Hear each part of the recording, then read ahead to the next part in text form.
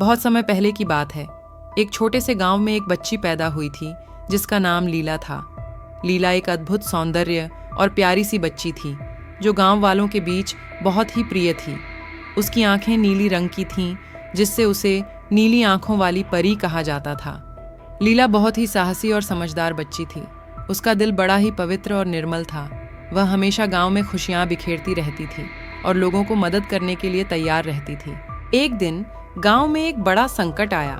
सूखे के कारण गांव के कृषि प्रणाली में कमी हो गई थी, जिससे लोगों को भूख और कई समस्याएं हो रही थीं।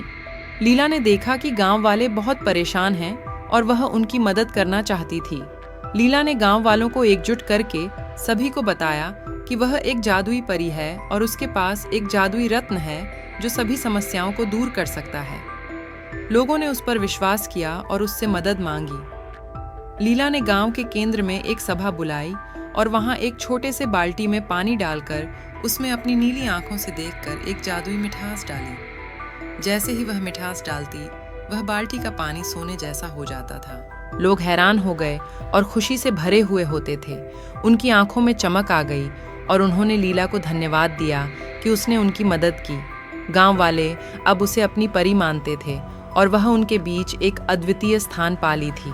लीला ने सभी को यह सिखाया कि अगर हम साथ मिलकर काम करें और एक दूसरे की मदद करें तो हम सभी मुश्किलें पार कर सकते हैं। नीली आंखों वाली परी ने गांव वालों को सच्ची खुशियों की पहचान कराई और उनके जीवन में नई उम्मीद और नए सपने जगाए। इसके बाद से लीला ने गांव को बनाए रखने के लिए अनेक पहल की। उसने सभी को सिखाया कि सहयोग और सामंजस्यपूर्ण जीवन ही सच्ची खुशियों का कारण हो सकता है।